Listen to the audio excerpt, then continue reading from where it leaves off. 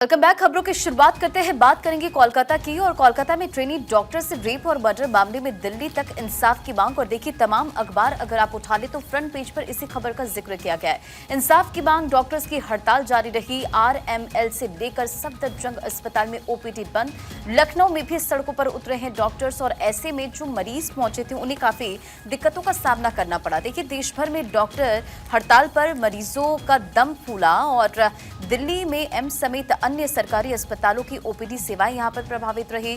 50,000 से अधिक मरीज प्रभावित हुए। राजधानी में 1800 छोटी बड़ी सर्जरी टली है। दिल्ली में ओपीडी पर असर पड़ा है। और इसी लेकर देखिए, इसमें बताया गया है कि कोलकाता में महिला डॉक्टर से दरिंदगी के खिलाफ देश भर में डॉक्टरों ने सोमवार को अनिश्चितकालीन हड़ताल शुरू कर आक्रोश जताया।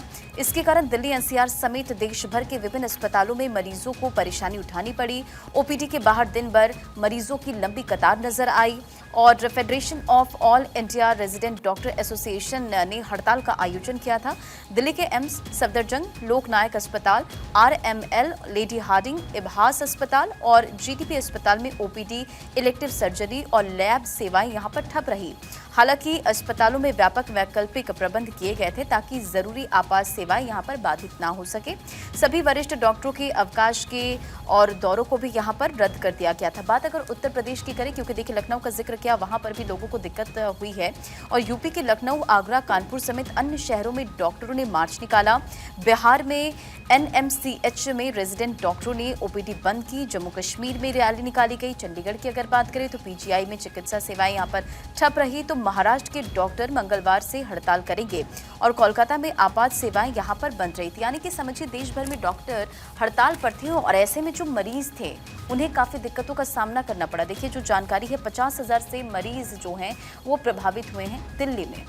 और देखिए, क्योंकि आपने मरीजों के प्रभावित होने का जिक्र किया, दैनिक भास्कर में जानकारी दी गई है कि जीजीबी में ओपीडी क्योंकि बंद किए गए हैं, एम्स में भी ओपीडी बंद किए गए हैं। ऐसे में कई सारे लोग ऐसे थे जो कि परेशानियों का सामना करते हुए नजर आए। उदाहरण के तौर पर यहाँ पर बताया गया है कि एक व्यक्ति जिनका नाम राजकुमार था, अपने बेटे का पैर टूट गया था, वो प्लास्टर करवाने के लिए आए थे, लेकिन डॉक्टर्स ने कच्चा प्लास्टर किया और उनको मना कर दिया कि ऑपरेशन भी नहीं हो सकता और ना ही प्लास्टर अभी हो सकता है। ऐसे में उनका ये कहना है कि वो छुट्टी लेकर आए थे, अगर वो अब ऑफिस नहीं जाएंगे तो उनका जो वेतन है वो कट जाएगा। वहीं एक गर्भवती महिला अपनी जो सास है उसके साथ में हॉस्पिटल पहुंचती है। जीजीबी हॉस्पिटल की ही घटना बताई जा रही है। उसके पेट में भी दर्द था, लेकिन डॉक्टर्स के हड़ताल पर होने की वजह से उसको उचित चिकित्सा नहीं मिल पाया, जो कि यहाँ जिक्र किया गया। वहीं हेडलाइंस की अगर बात की जाए तो दिल्ली फ्रंट पेज दैनिक भास्कर में हेडलाइन दी गई कि सरकारी अस्पतालों के डॉक्टर हड़ताल पर रहे, सिर्फ इमरजेंसी सेवा ही जारी रही। लेकिन इस बीच ऑपरेशन थिएटर्स की सेवाएं भी बंद रही। तो कोलकाता में महिला डॉक्टर की हत्या का यह पूरा मामला, जिसमें लगातार जो डॉक्टर्स हैं वो हड़ताल पर बैठे हुए हैं। और रेजिडेंट डॉक्टर के साथ दुष्कर्म के बाद में हत्या के विरोध में प्रदर्शन लगातार देश में जारी है। तो देखिए, अलग अलग जिक्र भी किया गया कि किस तरह से दिन भर भटकते रहे मरीज, बड़ी मुश्किल से लगा था सर्जरी का नंबर। लोग बता रहे हैं अस्पताल पहुंचे लेकिन नतीजा बिल्कुल शून्य रहा। गर्भवती पत्नी को नहीं मिला उपचार। और दिल्ली में हड़ताल से हलकान हुए 50,000 रोगी। देखिए, कोलकाता में महिला डॉक्टर की हत्या कर दी जाती है और इस बीच इसी वजह से डॉक्टर्स जो हैं वो प्रदर्शन कर रहे हैं। रंजना, बिल्कुल, बढ़ते हैं आगे। और धरना प्रदर्शन के साथ ही कैंडल मार्च भी निकाला गया। और जूनियर डॉक्टर्स और मेडिकल के छात्रों ने इसे लेकर विरोध भी जताया है। तो देखिए, कोलकाता में महिला डॉक्टर की हत्या का यह पूरा मामला है, जिसमें देश भर में दूसरे दिन भी डॉक्टर्स की हड़ताल लगातार जारी रही। ऐसे में लगातार वो तस्वीरें भी हम आपको दिखा रहे हैं, जिसमें आपको नजर आ रहा है कि किस तरीके से डॉक्टर्स हड़ताल कर रहे हैं। ओपीडी सेवाएं बंद होने से मरीजों को परेशानियों का सामना करना पड़ रहा है।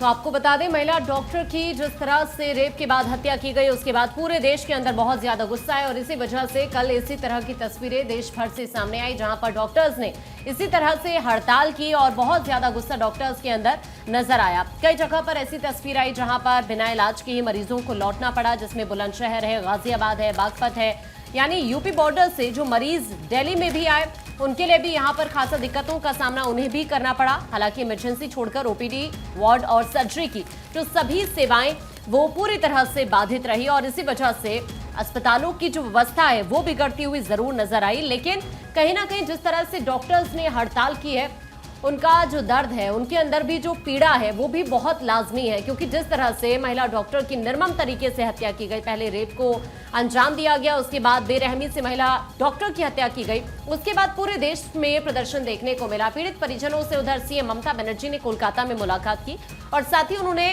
पुलिस को अल्टीमेटम भी दिया। कहा कि रविवार तक पुलिस खुलासा अगर नहीं कर पाती तो सीबीआई को मामले की जांच सौंपी जाएगी।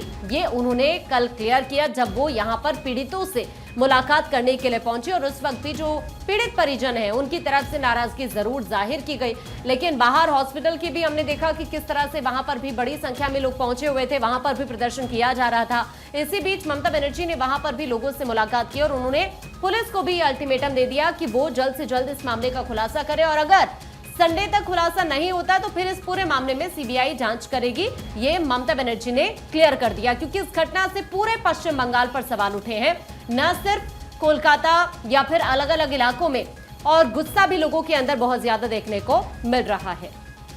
और चलिए इसी बीच आगे बढ़ते हुए तस्वीरें आपको दिखाएंगे जयपुर से, जहां पर तिरंगा मैराथन का आयोजन किया जा रहा है।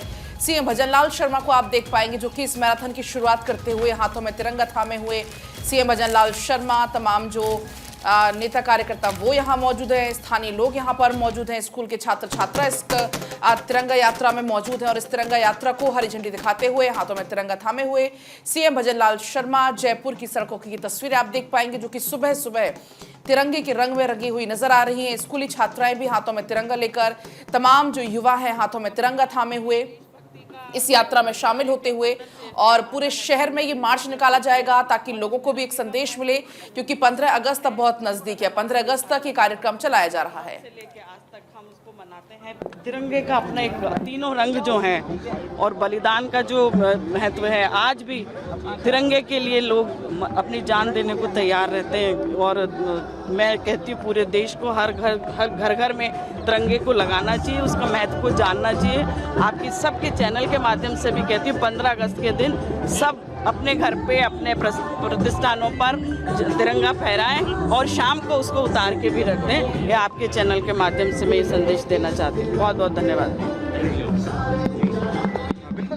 तिरंगा मैराथन की शुरुआत की गई है और कहीं ना कहीं एक मैसेज देने की कोशिश की गई है कि हर घर तिरंगा हो। काफी उत्साह यशस्वी प्रधानमंत्री आदरणीय नरेंद्र मोदी जी के नेतृत्व के अंदर हर घर तिरंगा अभियान चल रहा है और इसके तहत करोड़ों देशवासी जुड़ चुके हैं। और तिरंगा हमारी शान है हमारे, क्योंकि अभी हाल ही में हमारे खिलाड़ियों ने पेरिस की धरा के ऊपर जिस तरह तिरंगा एक वहाँ लहराता हुआ देखकर दूसरे देश की धरा पर हम तिरंगा देखते हैं तो हमारा सीना गर्व से चौड़ा हो जाता है। हमें भारतीय होने पर हमें गर्व महसूस होता है। वो आदरणीय प्रधानमंत्री नरेंद्र मोदी जी के नेतृत्व में हर घर तिरंगा अभियान के तहत आज हमारे यशस्वी मुख्यमंत्री महोदय जी ने तिरंगा मैराथन को फ्लैग ऑफ किया है। साथ में वो बच्चों के साथ में, क्योंकि उत्सुकता और बच्चों का जो उत्साह था, तो आदरणीय मुख्यमंत्री जी साथ में भी उनके चले तिरंगा मैराथन में, और हमारी जयपुर की सांसद भी आई। और ये हम सबका मान सम्मान और हम सबकी जिम्मेदारी भी होती है कि हमारे हर घर तिरंगा,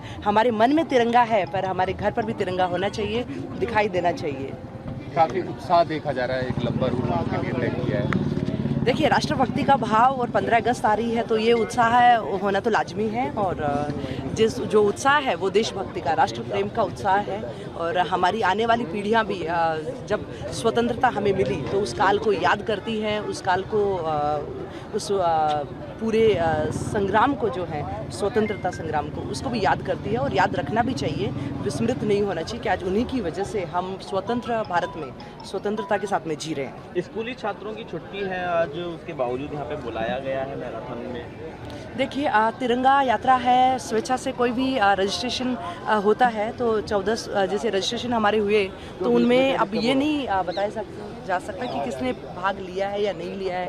और अगर स्वेच्छा से राष्ट्रभक्ति के लिए कोई आना चाहता है तो वो हमेशा आमंत्रित है। नहीं, बाकायदा नोटिफिकेशन विभाग ने स्कूलों को पाबंद भी किया है। इसका मुझे, क्योंकि ये एडमिनिस्ट्रेशन लेवल पे है, मुझे ये पता है कि तिरंगा यात्रा के अंदर पूरा जयपुर इस यात्रा में, इस देशभक्ति की यात्रा के अंदर, और आज इंद्र भगवान ने भी हमारा साथ दिया है कि आज बारिश नहीं हुई है। हाई अलर्ट होने के बाद में भी देशभक्ति में इतनी ताकत है कि आज बारिश भी रुक गई है।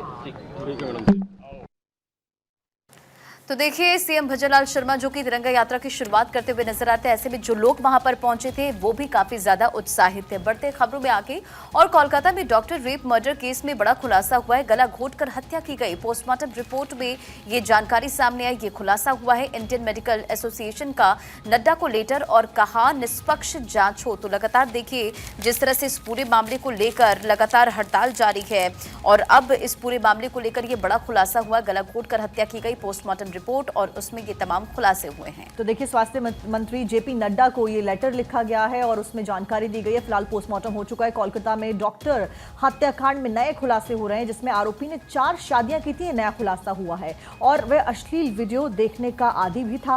पुलिस का ये सनसनीखेज अब दावा सामने आया, और उसकी जो पुरानी पत्नियां थी वो भी उसे छोड़कर इसलिए भागी थी कि वो बदतमीजी से सलूक करता था और ऐसी हरकतें करता था, जिसकी वजह से उसकी जो पत्नियां थी वो उसको छोड़ के चली गई थी, और उसके बाद में वही वो व्यक्ति इस आरोप को अंजाम देता है। और देखिए, आपको ये भी बता दें, इसी मामले से जुड़ा हुआ एक और अपडेट इस वक्त सामने आ रहा है, क्योंकि कल की तस्वीरें तो आपने देखी कि किस तरह से इस वारदात के बाद पूरे देश में बहुत ज्यादा गुस्सा देखने को मिला, प्रदर्शन किए गए। और अब डॉक्टर के साथ रेप और मर्डर मामले को लेकर अपडेट आप तक पहुंचाते हैं, जहां पर कोलकाता पहुंची है एनसीडब्ल्यू की सदस्य डेलिना खोंगडुक पहुंची हैं कोलकाता। पीड़ित परिवार से उन्होंने मुलाकात की है। तो एलसीडब्ल्यू की सदस्य हैं जो कोलकाता पहुंची और यहां पर उन्होंने पीड़ित परिवार से मुलाकात भी की है। पलक, बिल्कुल, इसका जिक्र अखबारों में भी है। उन्होंने इसके बाद रिपोर्टर से जब बातचीत की, उन्होंने कहा कि ये एक बहुत दुर्भाग्यपूर्ण घटना है और हाल ही के दिनों में सबसे जघन्य अपराधों में से एक है। पश्चिम बंगाल में ऐसी घटनाएं होती रही हैं। हम पुलिस अधिकारियों और पीड़ितों के माता पिता से भी मिलेंगे। पीड़िता के माता पिता से हम मुलाकात करेंगे और उसके बाद उस अस्पताल भी जाएंगे जहां पर अपराध हुआ था।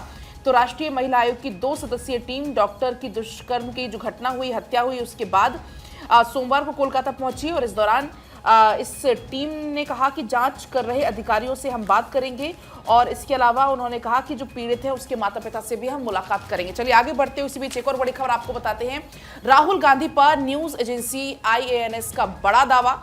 शेयर बाजार में निवेश से राहुल गांधी ने काफी ज्यादा मुनाफा कमाया। शेयर बाजार में निवेश करके राहुल गांधी ने पिछले 5 महीने में 46,49,000 रुपए का मुनाफा कमाया है, जबकि राहुल गांधी भारतीय शेयर बाजार की ग्रोथ पर हमेशा संदेह जताते हैं।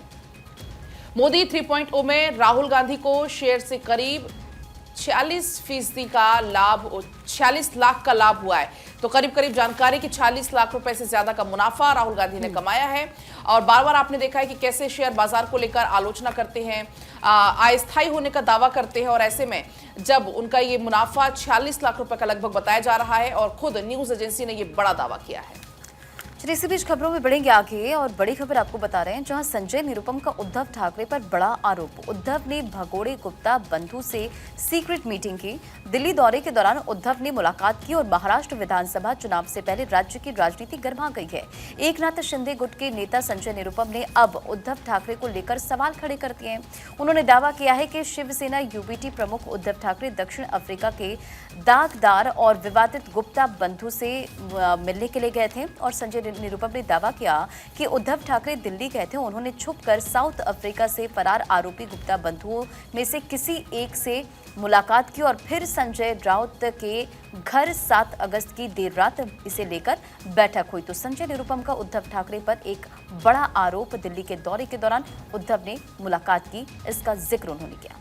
खबरों में आगे बढ़ते हुए बात कर लेते हैं ब्रॉडकास्टिंग बिल 2024 की, जिसके ऊपर नया मसौदा बनाया जाएगा। अब सरकार ब्रॉडकास्टिंग बिल का नया मसौदा बनाने जा रही है। मसौदे पर सार्वजनिक सुझाव लोगों से लिए जाएंगे। सुझाव के लिए 15 अक्टूबर तक का समय भी तय किया गया है। Social media online content creators के लिए यह बिल लाया गया था। आपको याद होगा कि इससे पहले पिछले वर्ष भी इस बिल को रखा गया था, लेकिन अब नए नाम के साथ नई जो चीजें हैं, क्लॉजेज, उसके साथ में इस बिल को लाया गया। फिलहाल इस बिल के तहत अगर आप सोशल मीडिया पर खबरें देते हैं और अगर आप उनके ऊपर वीडियोस बनाते हैं, कंटेंट क्रिएटर हैं, तो उसमें आपको स्पेसिफिकेशन देनी पड़ेगी, जस्टिफिकेशन देनी पड़ेगी, और कुल मिलाकर जितने भी भ्रामक खबरें जो फैलती हैं सोशल मीडिया के ऊपर, उसके ऊपर एक लगाम लगाने के लिए इस बिल को खासतौर पर पेश किया गया है। तो फिलहाल इसके लिए समय सीमा तय की गई है, जिसके तहत आप तब तक सुझाव अपने रख सकते हैं, सरकार को दे सकते हैं। सरकार ने कई सारे जो सेक्शंस हैं वो भी इसमें बनाए हैं कि अगर आपके इतने फॉलोअर्स हैं तो आपके ऊपर ये जो रिस्ट्रिक्शंस हैं वो लग सकते हैं, आपको स्पेसिफिकेशन देनी पड़ेगी फॉलोअर्स के बारे में, साथ साथ में अपना जो कंटेंट है उसके बारे में,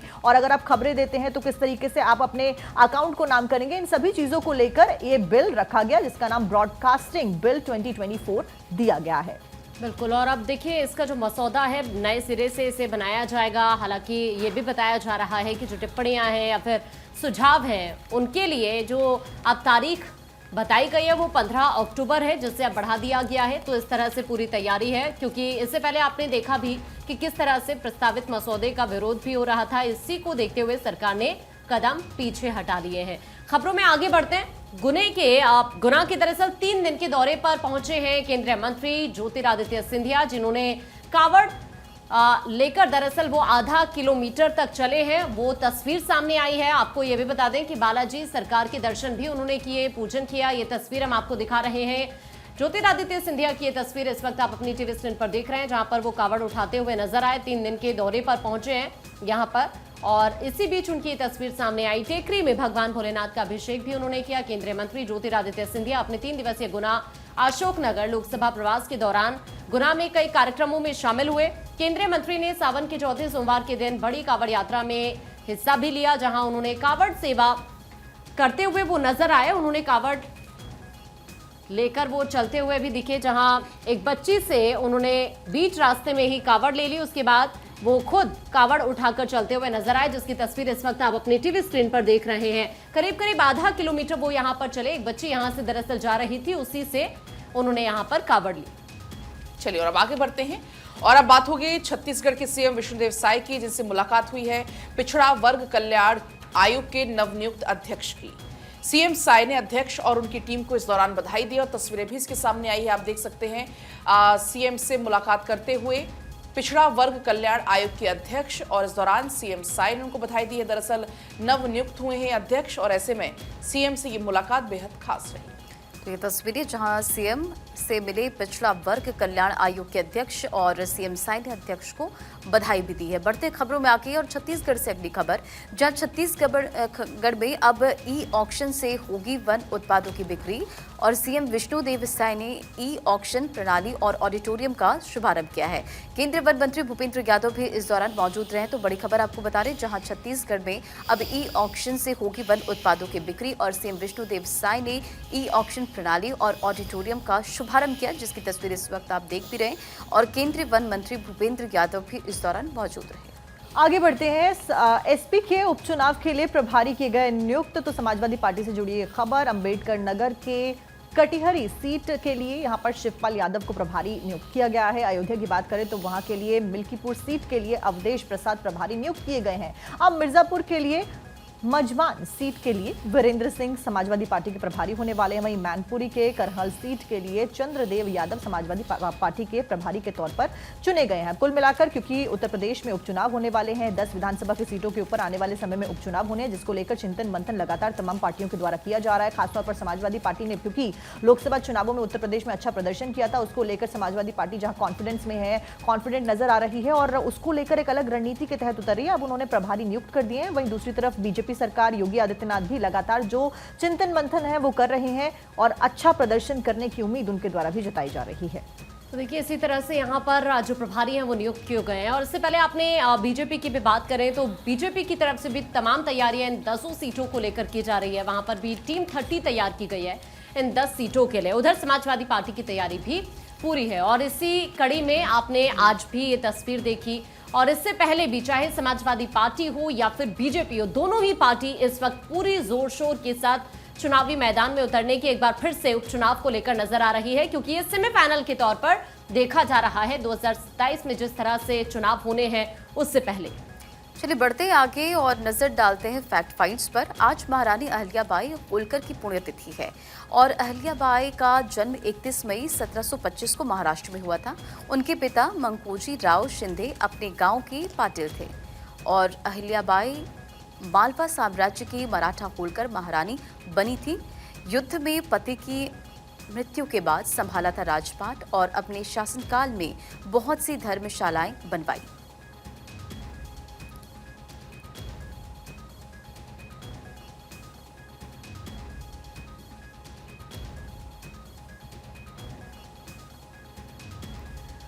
और आगे बढ़ते हुए अब आपको बता देती हैं कि आज कोर्ट में कौन कौन से केसेस के ऊपर सुनवाई होने वाली है। सबसे पहले महाराष्ट्र में असली एनसीपी की लड़ाई को लेकर शरद पवार की याचिका पर सुप्रीम कोर्ट में आज सुनवाई होगी। साथ साथ में दूसरा मामला मैरिटल रेप का, जिसमें दायर याचिकाओं पर सुप्रीम कोर्ट सुनवाई करेगा। वहीं इसके साथ साथ में तीसरा मामला उत्तर प्रदेश के मदरसा शिक्षा बोर्ड अधिनियम 2004 का, जिसको लेकर असंवैधानिक घोषित करने वाले इलाहाबाद हाईकोर्ट के फैसले को चुनौती देने वाली याचिका पर सुप्रीम कोर्ट सुनवाई करेगा। इसके साथ साथ में हेट स्पीच को लेकर दायर याचिकाओं पर सुप्रीम कोर्ट सुनवाई करेगा। और उसी के साथ पश्चिम बंगाल में सीबीआई जांच के खिलाफ में ममता सरकार की ओर से दायर याचिका पर भी सुप्रीम कोर्ट में आज सुनवाई होगी। वहीं अडानी ग्रुप की company Adani ports and special economic zone की ओर से दायर याचिका पर सुप्रीम कोर्ट में सुनवाई होगी। सातवां मामला हैदराबाद का, हैदराबाद के व्यवसायी अरुण रामचंद्रन पिल्लई की ओर से दायर याचिका पर जमानत याचिका पर सुप्रीम कोर्ट में सुनवाई होगी। इसी के साथ में इंडियन ओलंपिक एसोसिएशन का कामकाज संभालने के लिए प्रशासक नियुक्त करने के आदेश पर सुप्रीम कोर्ट सुनवाई आज करेगा। 9th केस की अगर बात की जाए तो वह 3 तलाक और 3 तलाक की प्रथा को दंडनीय अपराध बनाने वाले 2019 के कानून के कुछ प्रावधानों की वैधता को चुनौती देने वाली याचिका पर सुप्रीम कोर्ट सुनवाई करेगा। इसी के साथ में गोवा कांग्रेस के प्रमुख गिरीश द्वारा जो दायर याचिका थी उसके ऊपर भी सुप्रीम कोर्ट सुनवाई करेगा। इसके साथ साथ में मोबिलिटी सपोर्ट सिस्टम पर जीएसटी को लेकर दायर याचिका पर भी सुप्रीम कोर्ट में आज सुनवाई होगी। संविधान की प्रस्तावना से समाजवाद और साथ साथ में धर्मनिरपेक्ष शब्दों को हटाने की मांग वाली याचिका पर भी सुप्रीम कोर्ट में आज सुनवाई होगी। जेल सुधार के लिए निर्देश जारी करने की मांग वाली याचिका पर सुप्रीम कोर्ट सुनवाई करेगा। इसके साथ साथ कालका जी मंदिर की पुनर्निर्माण कार्यक्रम के अंतर्गत पुजारियों को उनकी संपत्ति से बेदखल नहीं करने का निर्देश देने के खिलाफ दायर याचिका पर भी सुप्रीम कोर्ट में सुनवाई होगी। दिल्ली दंगों के मामले में गिरफ्तार आरोपी शर्जिल इमाम की जमानत याचिका पर सुप्रीम कोर्ट में सुनवाई होगी। इसके साथ सोमनाथ भारती की बांसुरी स्वराज की जीत को चुनौती देने वाली याचिका पर दिल्ली हाईकोर्ट में आज सुनवाई होगी। लैंड फॉर जॉब घोटाले से जुड़े मनी लॉन्ड्रिंग के मामले में आरजेडी नेता तेजस्वी यादव और अन्य आरोपियों के खिलाफ दाखिल सप्लीमेंट्री चार्जशीट पर कोर्ट 13 अगस्त को सुनवाई करेगा। दिल्ली के old Rajendra Nagar coaching centre हादसे मामले में गिरफ्तार बेसमेंट के मालिकों की जमानत याचिका पर भी राउज एवेन्यू कोर्ट आज सुनवाई करेगा। तो कोलकाता निर्भया कांड मुख्य न्यायाधीश की अगुवाई वाली खंडपीठ करेगी मामले की सुनवाई। तो ये तमाम केसेस हैं जिस पर आज हियरिंग होने वाली है।